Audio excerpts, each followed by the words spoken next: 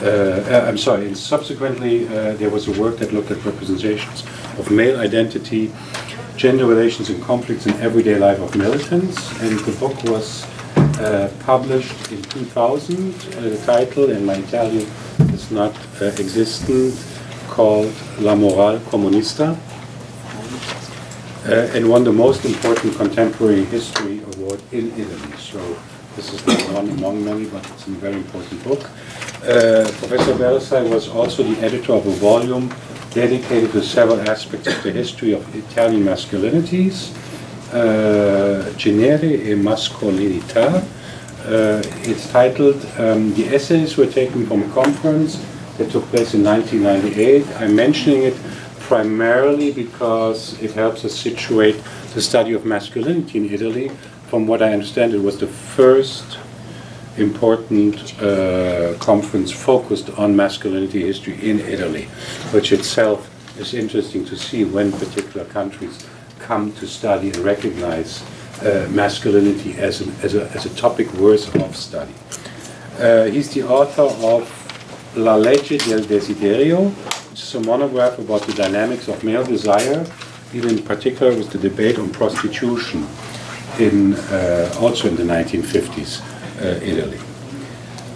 In addition to the monograph, to a monograph synthesizing modern Italian history to the cultural analysis of masculinities, Professor Bellassai is the author of L'invenzione della virilità, the invention of virility, I think would be the translation, which is really a tour de force history about the persistence of a virilist culture in the history of Italian or European man since the late 19th century. So we will see something, we will discuss probably also to what extent these are matters of continuity, disruptions, and new things.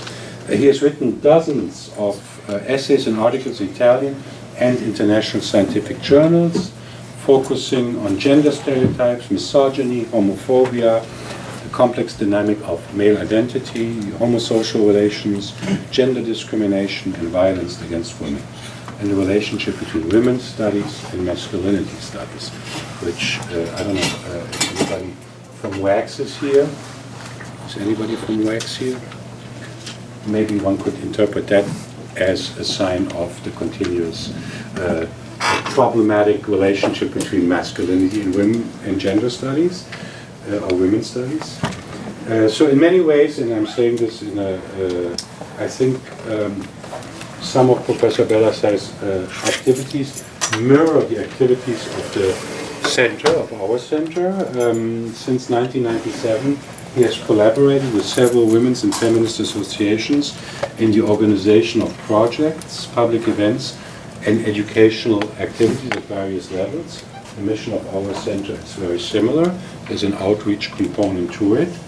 And he was one of the founders of the Italian network Maschile Plurale. Maschile Plurale. And meaning that is plural. It's something about male plural.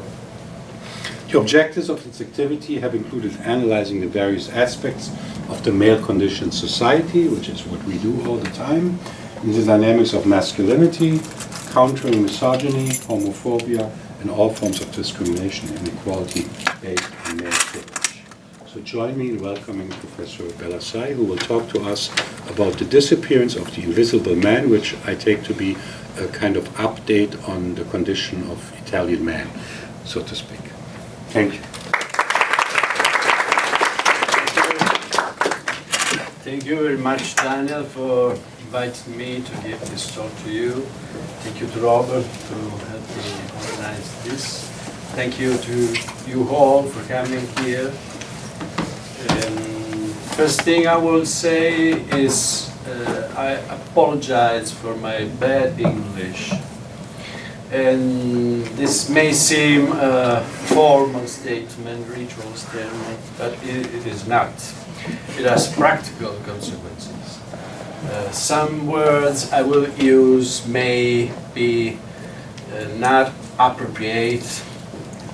Sometimes my pronunciation will seem ridiculous, or the construction of sentence will be absurd, strange. So I beg you to be patient with me. even in the discussion we will have after my presentation. First things, I want to introduce some kind of keywords I will focus on in my presentation. Sorry, I must turn myself. See something. Do you see the screen? I'm sorry, but I don't know where to. First word is virilism. Maybe this is a word not so common, even in Italian it is not. Is it maybe seen as a synonymous of male chauvinism, but should be a wider concept involving mythology, maybe a kind of all culture ideology which affects institutions, social structures, social languages. It is, in my mind, a kind of religion of true manhood. And then gender identity, of course, seen as a relational issue, which means that in a given context, what man means depends also on what woman means. And of course, power. Power as a material and symbolic system of domination. The focus in my presentation will be on images of masculinity and gender relation at the end of the millennium, the end of 20th century. And in particular on changing representation of manhood in mass culture. Generally speaking, I will focus on European culture, but in particular on the Italian one. Other keyword, modernity. There's interesting connection and clash often between manhood, virilism, and modern times. Sometimes, for example, women's freedom, women's liberation, emancipation, is seen by many men as a bitter fruit of modern times, of modernity, which is weakening maleness, manhood. Even though pretending to be the standard bearer of tradition, to be the actual voice of tradition, virilism is modern, since it took shape in the so-called Belle Époque, the end of the 19th century, as a reaction to the modern scenario of over-civilization or feminization, the weakening of all traditional masculine virtues. So, virilism cannot be interpreted regardless of modern society, outside of modern society. The broader framework in the late 20th century is that of a historical transition. The decline of the heterosexual man's indisputable superiority.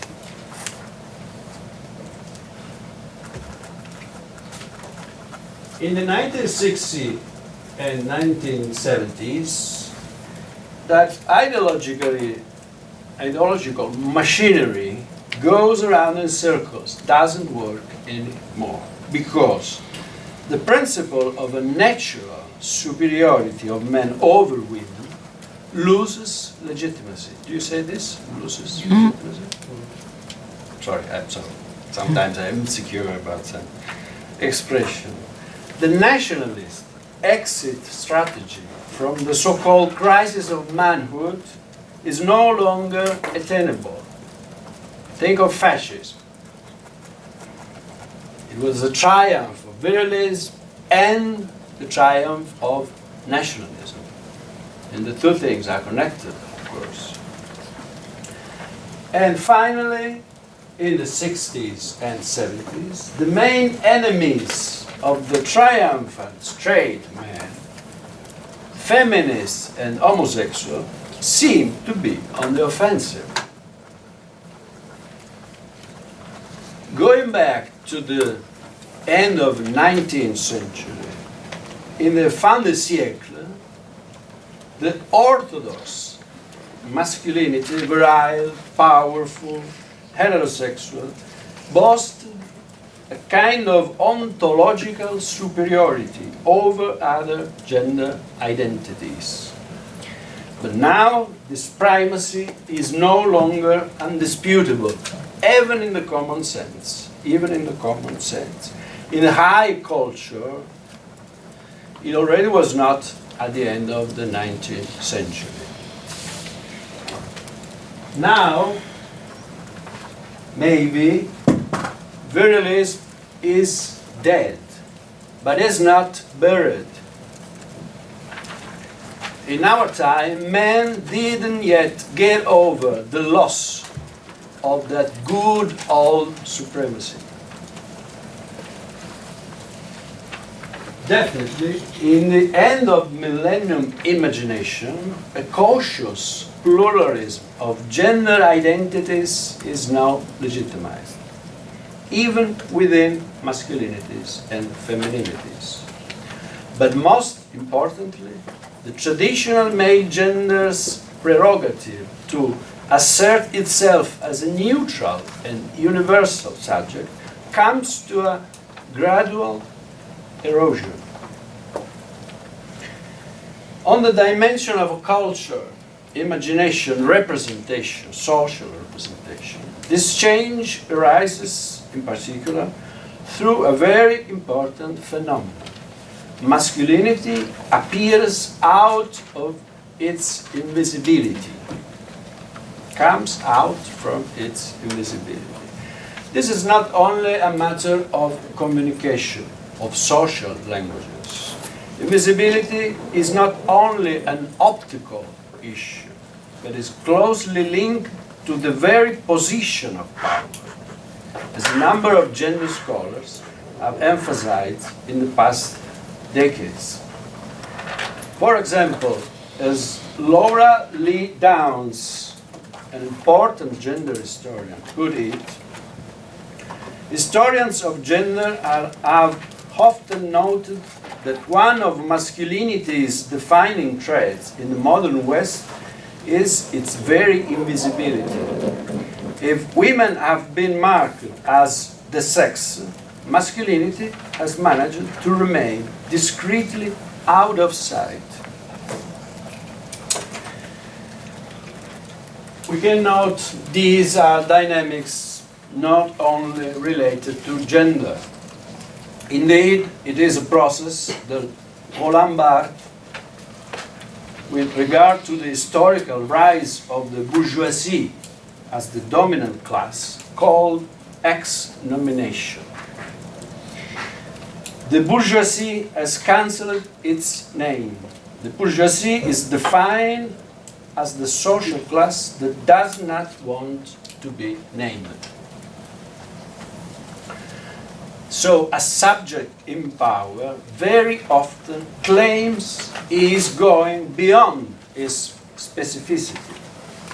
From time to time, invisibility may be temporary or more or less wide, but it is always a condition one, the man, of course, the male subject, has the privilege of entering in and exiting from. Is a theatrical dimension, is a fiction, a convention, intrinsic to the asymmetry of power.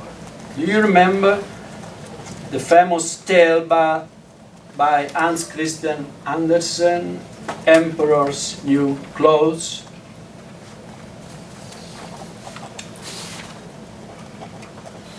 Now, today, at the turn of millennium, men are becoming more and more visible as men.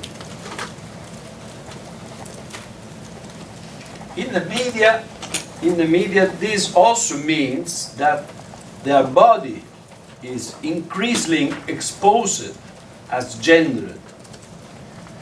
That has to do with a more or less explicit iconographic nakedness of men. In other words, the new visibility of men as gendered beings also entails the very embodiment of man's representation. Because a man dressed as a plumber or doctor, physician, can be a subject whose professional identity perhaps hides, therefore makes invisible, is very gender, while a naked man is a man, period. He is clearly a male, as his gender identity is immediately obvious.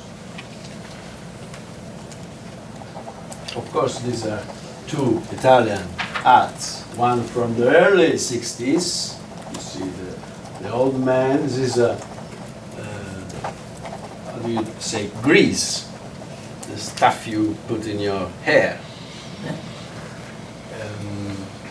The other is from the end of 20th century. You see the difference between the representation of body, of male body. In 1992, a media scholar, Italian scholar, Ugo Volli, reported that the virile nude had begun to systematically appear in the Italian advertising iconography. At the end of the 20th century, this is a phenomenon that also involves women, even though with 1,000 differences, of course. I mean, displaying women's body pieces, literally, sexualizing women's representation. In general, the male backlash after the 1970s, after the feminist, second wave feminist revolution of the 70s, also appears as a wider gender repolarization. So, in the traditionalist mind, man returns to me power. Woman returns to me the recreation of the warrior, as Friedrich Nietzsche put it, the restoration of the warrior. Since early 1980s in Italy, some TV shows arise where women are extremely displayed as pure sexual objects. And so does advertising. Most clearly than ever, women here are totally reduced to their body. There is a technically sophisticated degradation of the identity of women as women. Well, this may be not so sophisticated, as you see. This is something really, really horrible. You can see in Italian streets, of course, television and magazines. This sentence is a question. Where would you put it on hair? This is the message of the left one.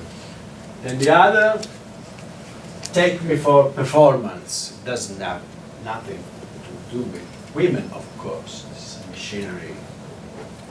But here you can see so clearly the women's body used to sell goods, to sell products. Used in a way which affects representation of women identity as a body.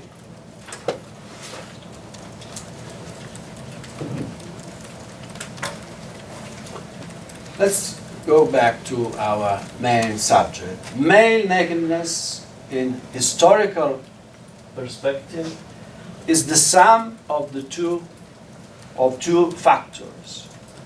The decline of man invisibility, the increasing sexualization of gender identities. In fact, the media representation of men's nakedness is therefore a sort of emerging from hiding of men as a gender, that is masculinity. Do you say emerging from hiding? Something. We may see this phenomenon as a cause and a consequence at the same time of the historical loss of absoluteness of the male gender. This new nakedness is probably the highest degree of identity vulnerability the male subject has reached in the recent history. And that is, therefore, literally a political nakedness. A naked king, as in the Andersen tale, is first of all a sovereign whose masculinity is inevitably visible and therefore also problematic and questionable. Thus, if men are in the spotlight just as gender human beings, as a consequence, the male gender is lowered to the rank of one among the several subjects of humanity. But when heterosexual men are subject to observation and evaluation from the outside, that is, primarily from the female point of view, that lends an unprecedented power to women's judgment on men and on their bodies as well. If the bodies of men become the object of feminine gaze and desire, so a new regime of visibility of heterosexual men is established, which may cause a great anxiety to the male gender.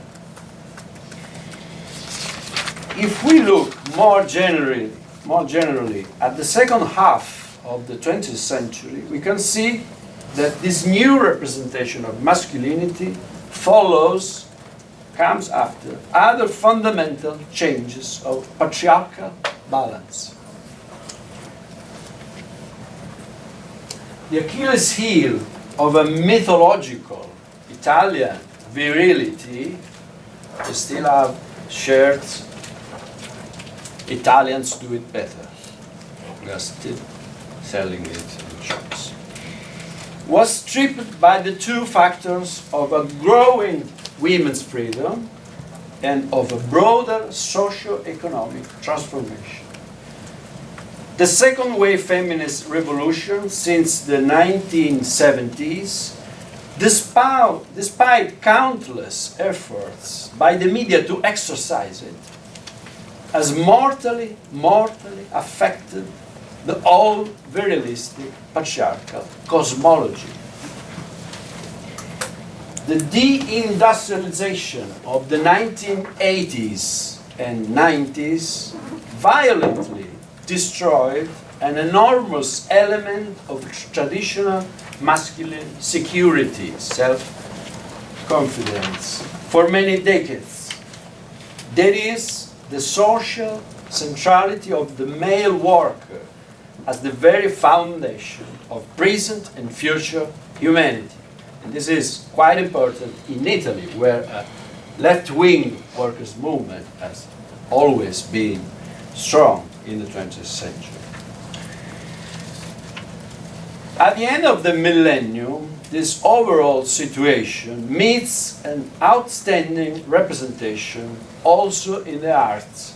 First of all, in the movies, not so much in Italian movies, I must say. A well-known British movie released in 1997 sketches very clearly, in my opinion, a good part of the consequences of these changes on the everyday life of man. Full Monty, if you know it, if you don't know, please see, it's very good comedy. Displays in detail the effects of a political denudation of the self-representation of the characters as men. A real discovery of one's own body and its vulnerability in the face of the women's scrutiny, both in the public and in the private sphere. Here, the acceptance of a total denudation, full Monty, therefore implies, at the same time, the forced abandonment of the privilege of invisibility. The recognition of a powerful female judgment which immediately affects one's self-esteem. And finally, the sharing among men of an acute and painful sensation of gendered vulnerability. In conclusion,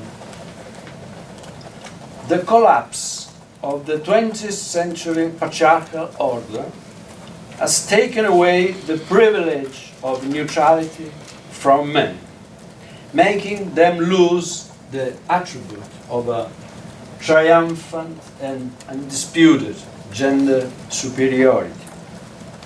In the media languages, this also took the form of a decline in the invisibility of men as men, and therefore of an iconographic and political nudity, nakedness of the male gender. The new men's magazines, which arise in Italy since 2000, also show to what extent that symbolic turn has been experienced by many men as an anguished loss.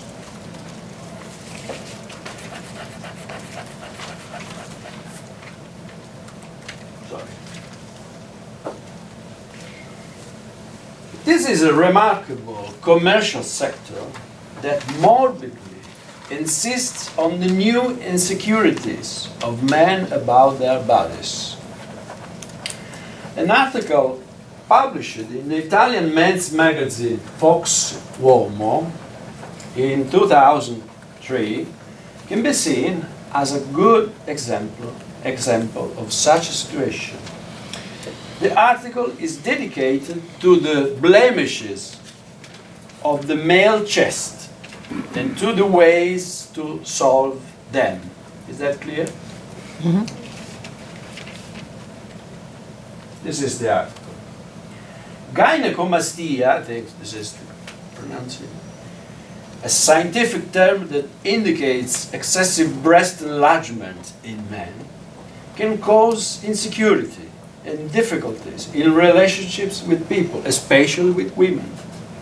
The problem of the breast is not only typical of overweight or middle-aged men, but also concerns 30-year-olds who pay attention to nutrition and have a dynamic life. And when neither diet nor gymnastics solve the problem, if you really want to show a chest lean and toned at the right point, you can consider surgery.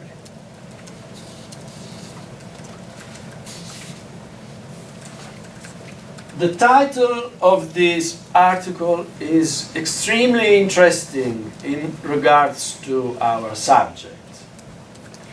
It's a word pun using a popular Italian face card, where one of the four suits is caps. Suits like diamonds, clubs. It's an equivocation joke about the bra cup, and the cups are as playing cards suit. King of cups, no, thank you. Here, the consummation of the historical man's dethronement has become lethal at this point. From king to naked king to king of cups.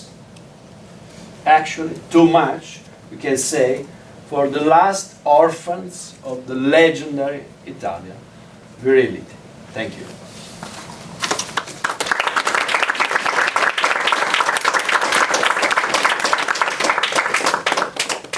Okay, so I would like to open the floor for questions, comments, critiques, clarifications.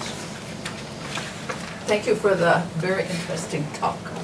So, if there was a crisis of virility at the end of the 19th century that resulted in the reassertion of virility as belonging to the invisible man, and that led to people like Mussolini and fascism.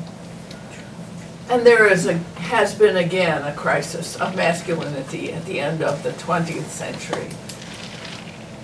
Can you say it has led to a reassertion of virility in the person of the populists in Italy as well as in the United States?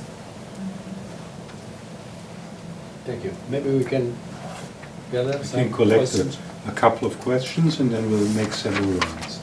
Yes.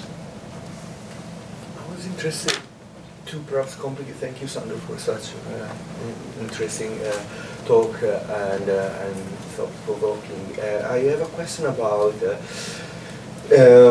well, in the imperial fascist project, an important role was also played by the concept of race, you know, and of course the ideas of virilismo are also connected to the idea of whiteness, you know. I was thinking again, looking at this. Looking at more contemporary, looking at how this reassertion of virilism is present now, what role race plays in that, you know? And of course, I also think about the invisible man because, I couldn't help myself but think about the invisibility of man and the reverberation that it has in different cultures, such as American culture, which is also connected to the idea of race. So, yeah, perhaps.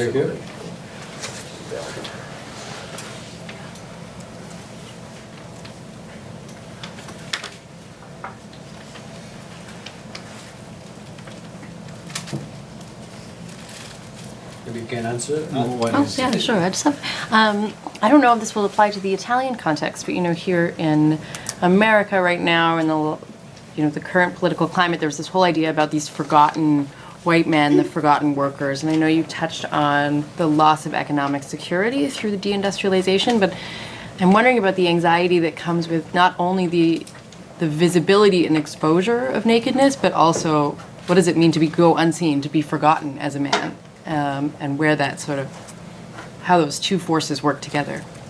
Thank you.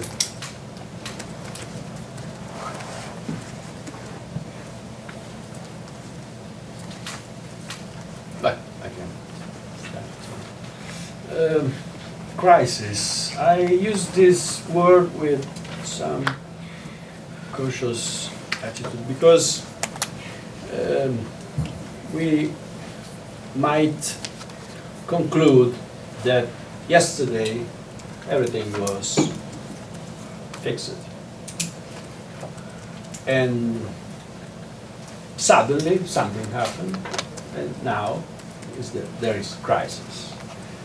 I think that a system of power is potentially always in crisis because it's founded upon the lack of freedom of other subjects.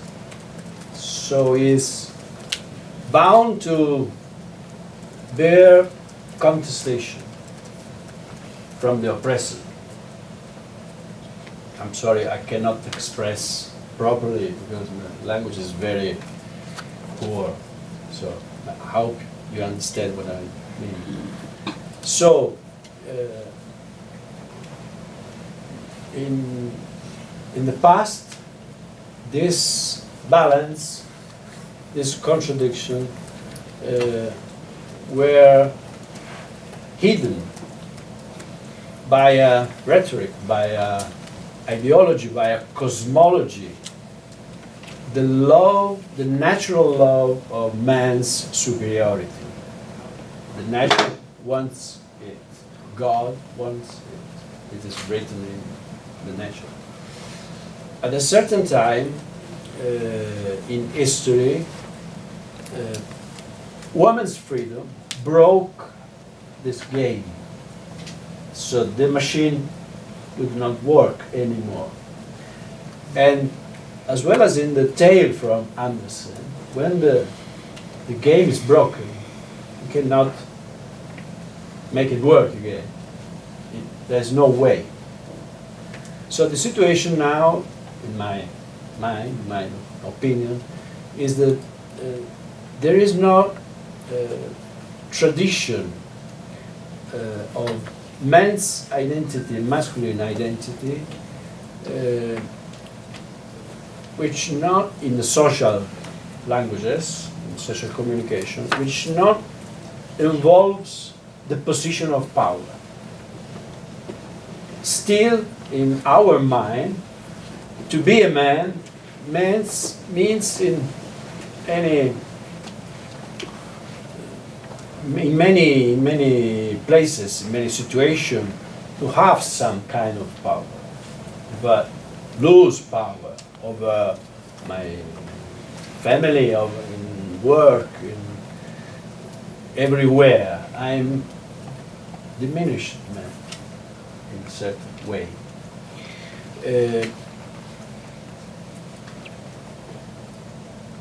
Question of race, yes.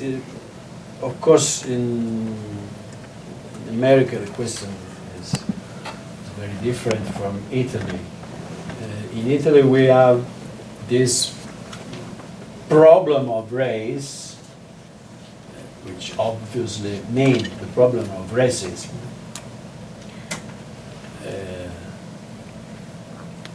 The woman question is man's question. The problem is not woman. The problem is man's will to oppress women, to take women down. So this race problem, which means racist problem, in Italy exists since 20 years maybe, after great waves of migration from Africa, which you know very well. And with race, also in the colonial, imperialistic history, Italy has imperialistic history, as you know very, very well, produce a kind of contradiction because the true manhood doesn't belong always to the subject that is socially in power. I try to explain better. A professional, a man, white, middle-class man, who belongs to the social strata, privileged, not necessarily is deemed as the most virile man. Because the manual worker, for example, may be considered most virile, more virile than him. So you see a kind of strange and very interesting dynamics of independence from these two dimensions.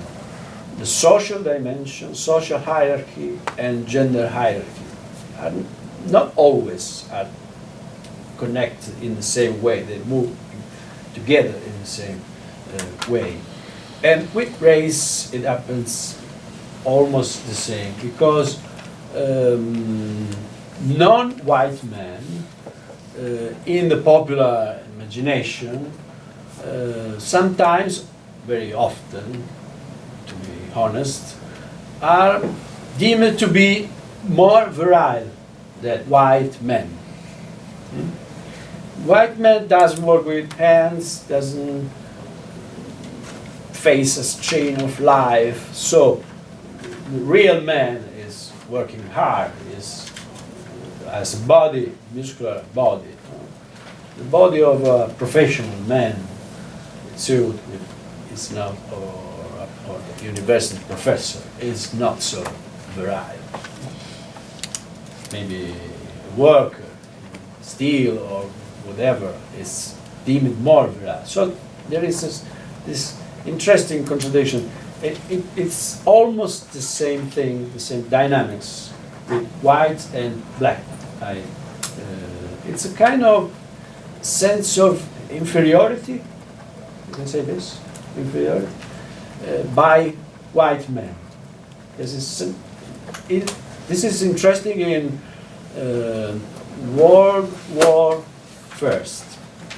Many soldiers, many officials, coming from the upper class, they were in the same place, sharing the same very hard life in war with soldiers were coming from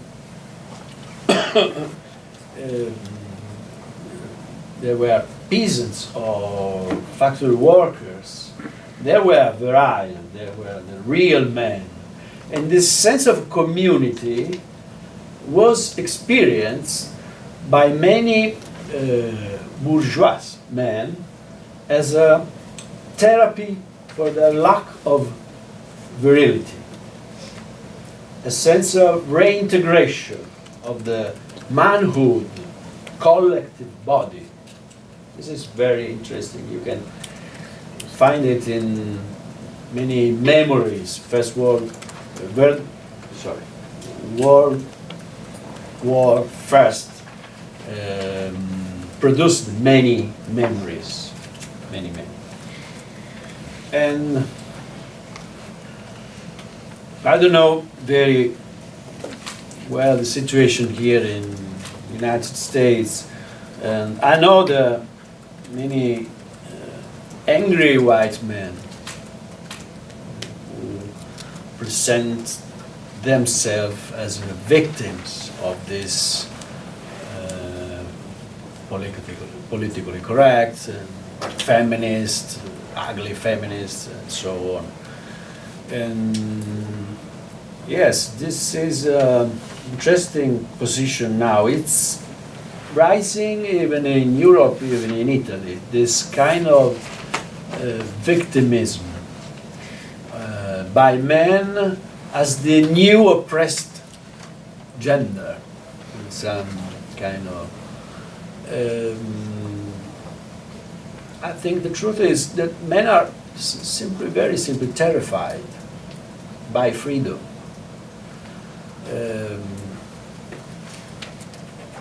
Patriarchy, in general, has always been founded on man's fear of women, man's fear of freedom of the women, of women's freedom. Now, you cannot push them back, as for centuries has been done. And so men are really actually terrified. They really don't know how to do, because they can face this situation, and yet they're not able to imagine a world of equality, which not means, of course, we are all the same. Equality can meet differences, should meet differences. But it means, primarily, in my opinion, the end of a hierarchical order, mental order. Many men are not able, incapable to imagine this because they use it for centuries and centuries. That the only possibility, opportunity to survive as a man is to be on the throne, to have power. If you have not power, you are dead, simply. I don't know if I am answering. So some other questions or opinions? Yes? Don't you see any advantages in men losing this kind of virility? 'Cause Sorry? I see advantages for men. Using what? Sorry. Don't you see any advantages that men can enjoy? That this gives them new freedoms in some ways? I see a whole world of advantages for men. Because freedom cannot be my personal self-confidence cannot be found on the lack of freedom of somebody else. This cannot work. It's worked quite well for many centuries. I mean, I'm Yes. taking the devil's advocate and I'm saying, where? What advantage? Why? Well, if you're the GI out on the field getting shot, I don't see that as an advantage. It depends on the cultural context with which I could be a hero. I'm no longer a hero now, but there were times where I would be rewarded with cultural validation as a hero. I'm not, Yeah, no, I So, understand. the absence of that is really the problem.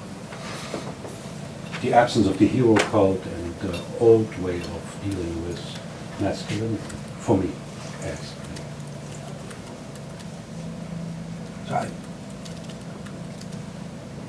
I don't know, it just seems to me that little boys have great emotional lives that they need to, that they're forced into sacrificing.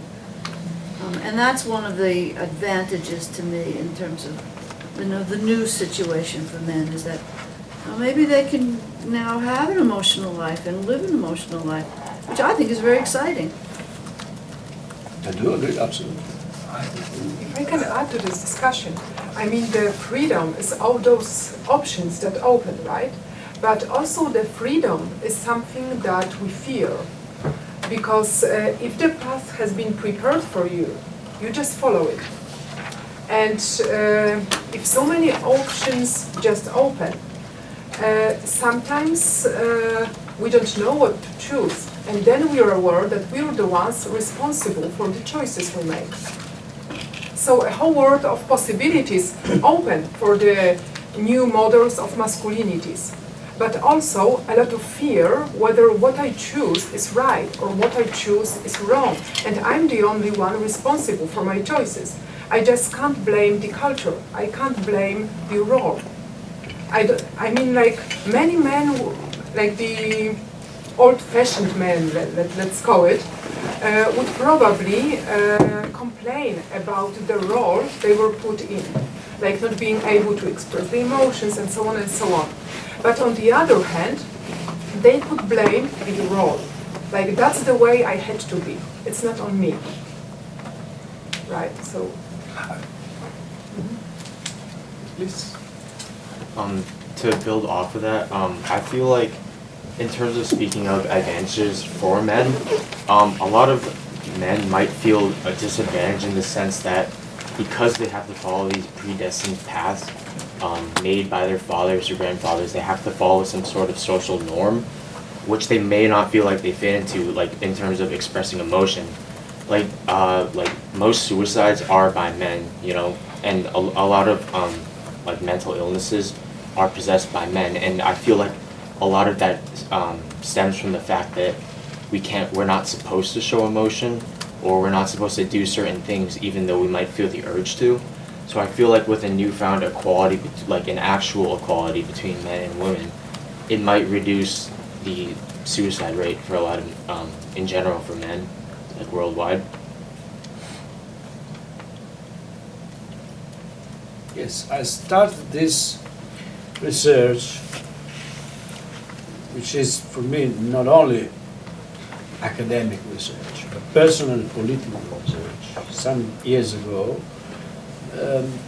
Also asking, I was looking at my father and I was wondering what he has given up to be a man in position, more or less. So the old-fashioned man, well, maybe it still happens today.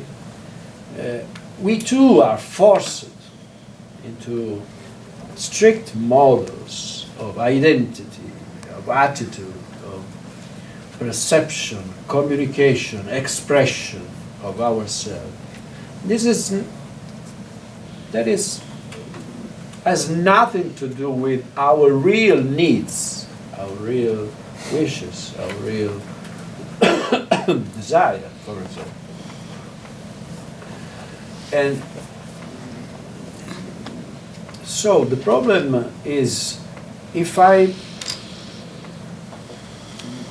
can imagine a kind of masculinity without privilege, do I feel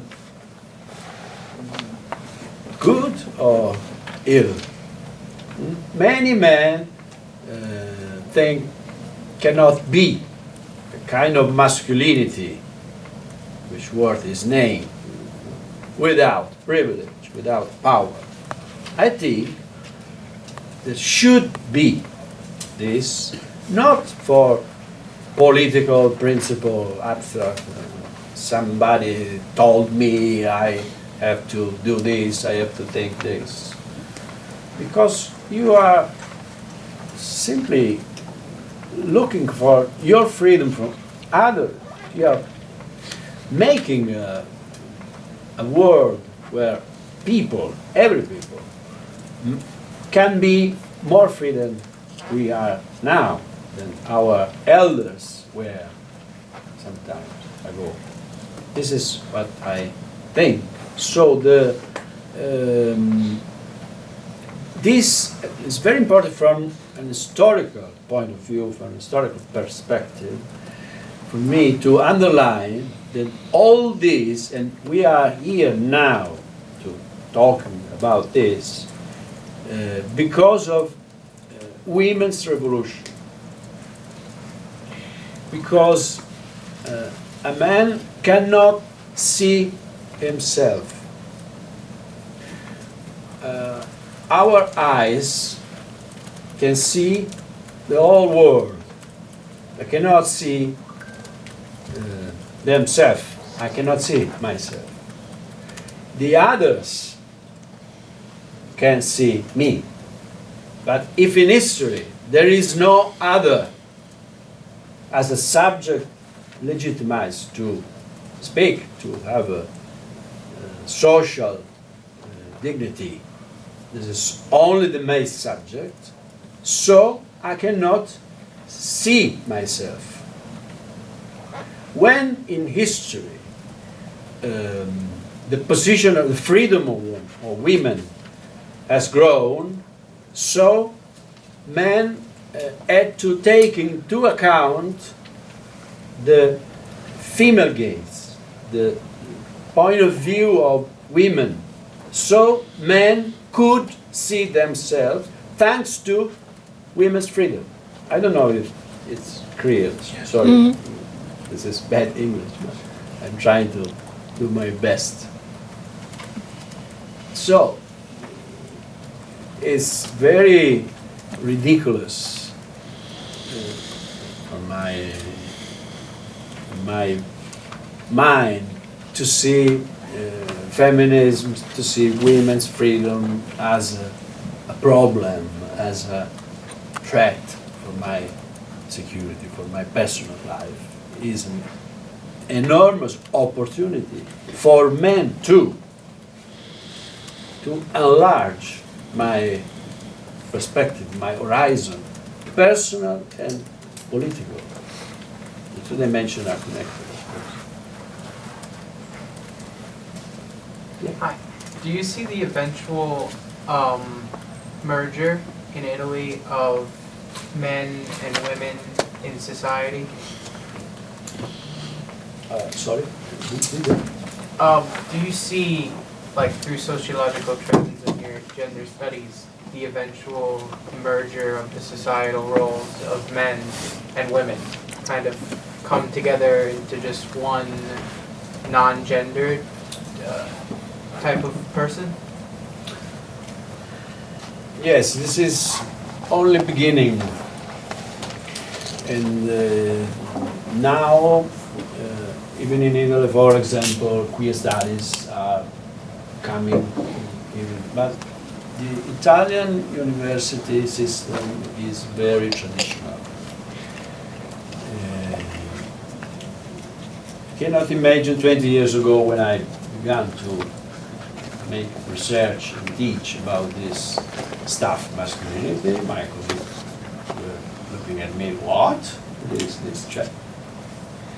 It's totally, you can accept women's history, women's studies, because in the end is a corner, is a small corner, some fanatic women cultivating their studies. But it's not a great problem if they stay here, limited here. But if you open the perspective beyond the woman's history, the woman's identity, even if you can do this thanks to women's studies, of course, but if you go beyond, every aspect of our personal, social, political, institutional life comes into the research, into the criticism. But there is no aspect of our life, there is not gender, where there are not men, women, heterosexual, homosexual, whatever. If you put gender in the wider sense, in your research, in your critical point of view, then you can discuss the entire system, social system, where you live. Of course, even women's studies do this, but from a traditional point of view, they don't criticize me. They are talking about women and not women, so who cares? But if you are talking about men, if you are talking about power, if you're talking about Tuchaka languages, the situation may change, because this is involving me, even heterosexual, even straight men, even, because it's discussing borders between identities. Is discussing identity in itself. What does it mean? I don't know if I answered. Yes? So to add on to that point, I think that, like speaking about like the differences between the genders versus the merging of the two, I'm speaking really just about men and women. I think that if we try to merge the two, I think that kind of negates the progress that feminists have made over the past couple centuries. I think that it would be saying that it's not okay to be different. It's not okay to be unique in who you are. You have to assimilate until everybody is of an equal kind of capability. I think rather, I would think that it should be a scenario in which we can celebrate the differences between the two and say, yes, men and women do have some differences, but these differences are what unites us. Every human is different. No two of us are the same. And I think that rather than trying to erase that and say, okay, well, how can this person come closer to an accepted norm? I think it would just be more reasonable to say, okay, these differences are here, you know, we all have them, we should try to unite them, unite everyone, because based on the differences, to use the differences to add to progress in general. Yes, do agree.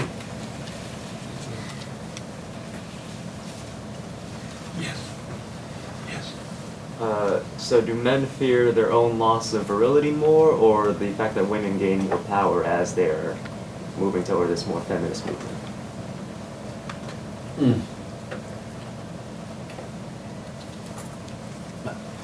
Another question? Yes. Could it be argued that this could be conservative and traditional in its own way as well? Because the whole concept of nudity is not in the top, especially in the artwork. I mean, in the Renaissance, Italian painters and sculptors made images of masculine male nudity all the time.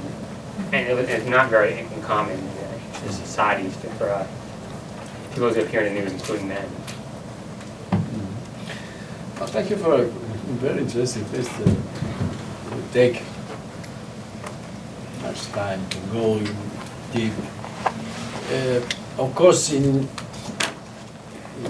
small time I had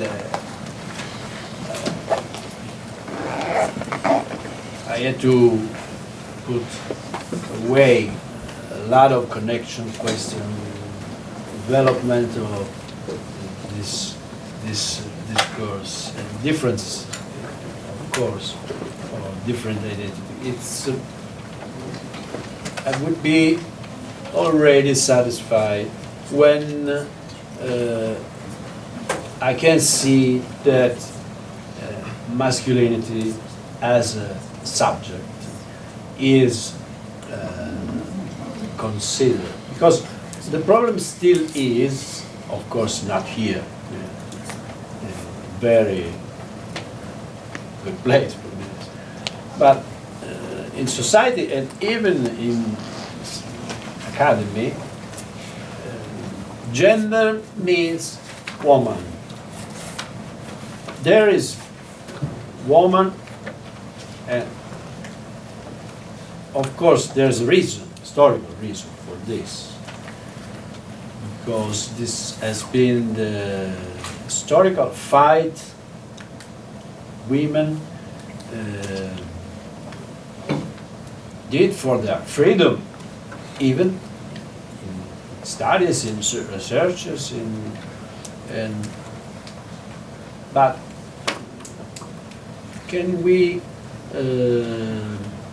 involve men's experiences?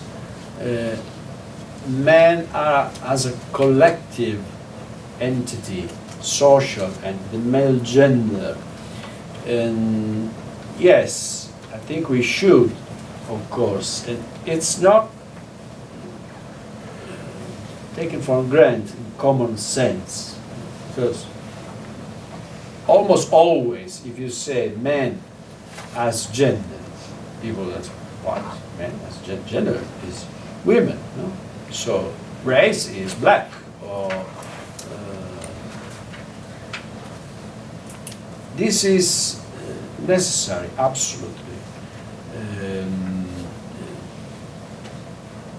Again, I will be satisfied if I see that this awareness, this consciousness is growing. And when I go to schools, I made some workshop in schools, I see teenagers, male teenagers, boys, much more aware than 10, 15, 20 years ago. They are female mates that, you say, female students are much more conscious about their freedom, and even in everyday behavior with boys, and this has consequences on boys as men, identity and self perception. So I teach a class on about on gender history, which is the program is a masculinity history. And 10 years ago, I could see one or two boy out of 30, 50. Now 10, 15, growing, and they talk. They're interested, they participate. They're not there, well, they say this. I have to give examination, of course, so I'm here, but I'm not so convinced. No, they're involved in this. And they talk about their personal life or society by their point of view. This is changing. Well, stop here because maybe the other questions. Yeah? Would you, not to take away, like even when you spoke about the defining points at each, not to lose the definition of each individual person, but would you consider this like a change in the way that men perceive themselves, even as they... Sorry, I can't hear. Would you consider it that the way that men are, changing their perception of themselves alongside the movement, that in the long run it could be more of, not to detract from either side, a form of like a social revolution where those, those perceptions where, like, let's say your gender is your definition and that waylays you into a certain way, that your skills and your talents are more so the focus of life instead of that being you being typecast in a certain way. The problem is that many social, I'm not a sociologist, of course, so I could not talk about this, but many social structures are founded. Their language is a male language, is a virile language, is a language of manhood.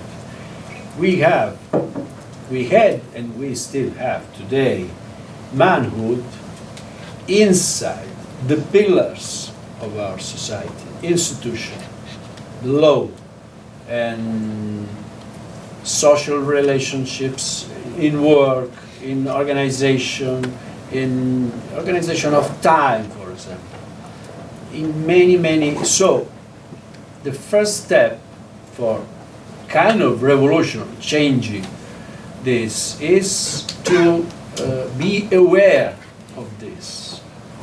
Because, again, the male gender is still the invisible gender. Is the gender that is not a gender. So you can recognize, you cannot realize there's some languages, there's some principles, there's some dynamics, social dynamics, or even personal dynamics, of course, are gendered.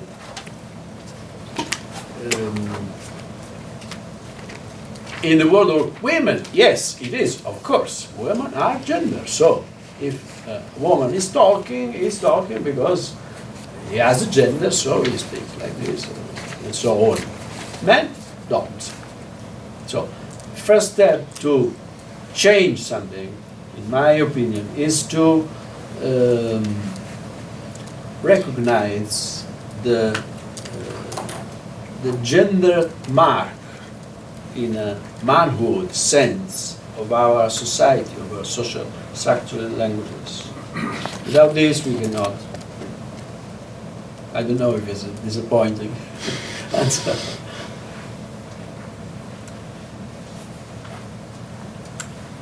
Just on a side comment, it's interesting how we use invisibility, because invisibility in this country has become a term associated with the subaltern and minorities, women included, and invisibility is a real problem. and is portrayed as, I mean, I understand the difference, whereas here invisibility, that which doesn't have to be named, which is essentially what you're saying, becomes this huge asset. And I would say from my perspective, and playing the devil's advocate, my choice is between developing a wider range of emotions, and of course I agree with you, versus giving up my power. I don't want freedom, and I don't want a range of emotions. I mean, I'm being, so there's a little bit of, there's a little bit of a contradiction built in, even in terms of how visible do we want to be, and so on and so forth. I think. I mean, this is, I'm not speaking. The we, of course, is not one boss.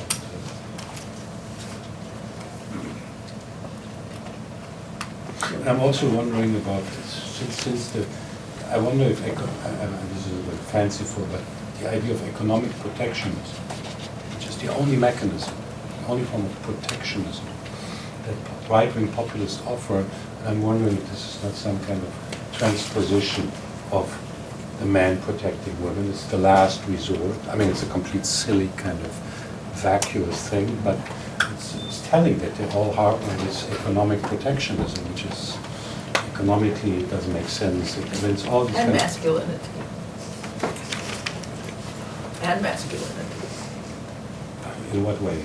No, I think it's more. I mean, of course, the emphasis on masculinity, the obvious one is there, but there are all these subtle ways of re-establishing among populists. I'm saying, I haven't done a close analysis of it, but I'm pretty interested. And actually, the invisibility works in both ways. I mean, Putin on his horse. I don't know, Salvini, does he ever close his shirt? He's always with open shirt, right? I mean, this is actually confirming some of what you want to say.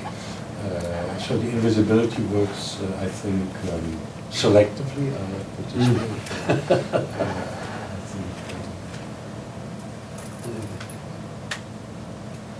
And I wonder also if this is true for societies that have certain masculine archetypes. I'm not saying that Italians are fascists by definition, but fascism is an important legacy. The Western in this country, in the frontier, is a particular archetype. I don't know. So I don't see. I'm not saying. Probably most countries have male heroes in their past, but this is a very formative kind of aspect. I'm trying to think about the equivalent in France, and I'm not saying France is less male-dominated than others, but there is something about how particular cultures can attach themselves to certain images that maybe are not available for all cultures. And sometimes would even contrast those images in opposition to the other countries' masculinity images. But I think this is happening in Europe, some ethnical groups or some nationalities would construct their models of masculinities in opposition to their neighbors or to the other countries. So I think we also had a question from behind the door.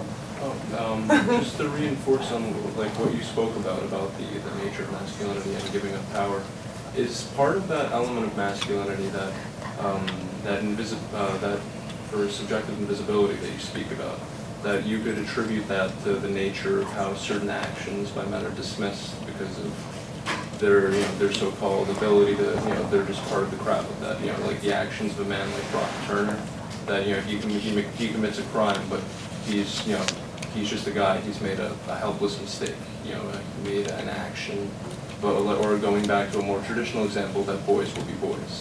That that an element of that invisibility protects punishment from certain actions that aren't deemed socially acceptable because of that widespread cast that all men are similar, or all men are the same. This is a great ocean of question, violence. Because violence is deemed as a virile attribute. And we as a man are told since we were born, we cannot show emotion. the only emotions we can show without seeming less virile is rage. Rage is the only emotion a real man can show. And rage is closely connected to violence, as anyone can see. So there's a particular dynamics in this. And of course, this is destroying thousands, maybe hundreds of thousands women's life, male violence, but is affecting even men's life. Because are we sure that we really want to be like that? Maybe could I choose this, or I found it the path. This is a question that involves even man's freedom.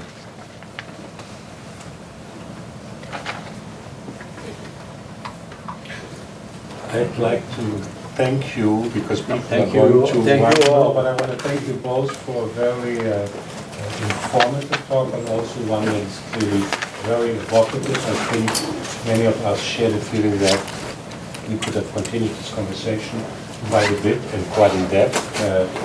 There's coffee and cake for those of you who do not have to run for a class or teach, and thank you very much.